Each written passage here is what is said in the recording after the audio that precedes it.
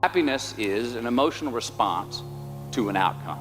If I win, I will be happy. If I don't, I won't. It's an if-then, cause and effect, quid pro quo standard that we cannot sustain because we immediately raise it every time we attain it.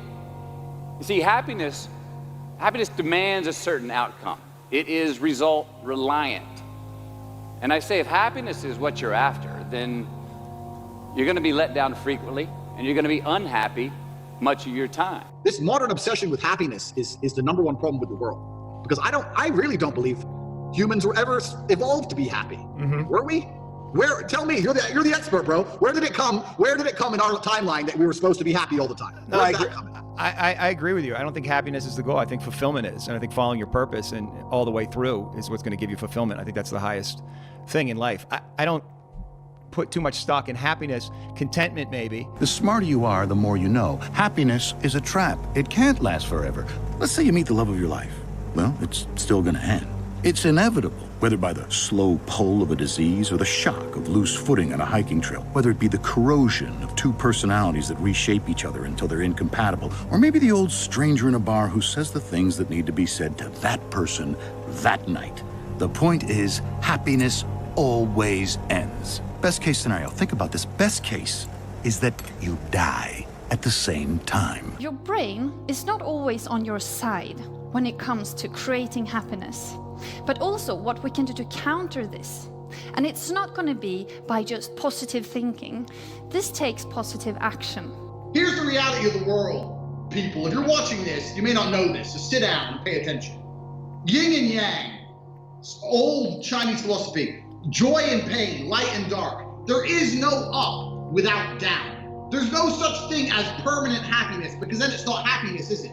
You only feel happiness because you felt sad. You need the polarity to even experience it. There's going to be times you feel a bit pissed off. And then that goes down to, then there's two types of people. The people who pull themselves up by the bootstraps, like you said, who think, well, I'm unhappy about my current situation, so what I'm going to do is change it. Or the people who go, I'm unhappy, it's not my fault, I call it a disease, I'm depressed, I'm overweight, what do?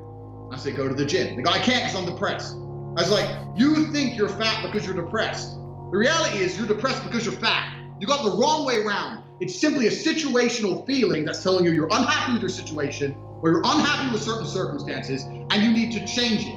That's all it is. It's an evolutionary mechanism to prevent you living a life that humans are not meant to live. Joy, though. Joy is a different thing. It's something else. Joy is not a choice. It's not a response to some result. It's a constant. Joy is the feeling that we have from doing what we are fashioned to do, no matter the outcome. Now, personally, as an actor, I started enjoying my work and literally being more happy when I stopped trying to make the daily labor a means to a certain end. Women have this mindset where people expect women to be happy. Women need to be happy. But as a man, you have a burden of performance. As a man, you shouldn't be waking up going, how do I get happy? As a man, you wake up and say, okay, how do I perform? You know, and happiness will come at the end of the performance anyway. But if your number one goal as a man, if your number one mission in life is just to be happy, that's going to be an extremely vaporous existence, and you're not going to be a man of substance. The men of substance out there are not necessarily happy people. Mike Tyson wasn't happy when he was smashing people's faces in. That's not how you get there. You don't get there being happy. It's just a complete, the whole mindset, the whole idea that, oh, we all need to be happy all the time is the reason you have men on the streets, taking drugs, looking for a quick fix because they don't want to do any real work to get any genuine fulfillment. So they end up shooting drugs, like we were talking about earlier, running around being fools. Yeah, and that's what happens. Terrified of pain. There's never been, maybe this is always the case, but it just skipped a generation where the messaging should be like, oh, you're in pain? That's good. That's probably a sign you need to fix something. Absolutely. You don't run from the pain like, well, you're in pain because you're broke. Okay, that's just your body's telling you to go work. Yep. To go work harder because you don't like being broke. Let's say that there's someone listening who resonates with what you're talking about. You know, they've been through trauma, they've been through hard times, but they keep breaking promises to themselves and they're struggling to get off the couch and they're having a pity party.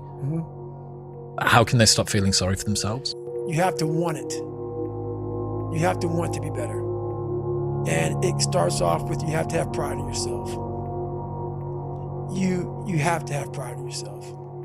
You have to have, there's something about you, whether it's your last name, whether it's just the smallest thing. You have to be proud of yourself. And if you have no pride of yourself, I can't give it to you. Because you're always going to compromise. You're always going to fold. Always.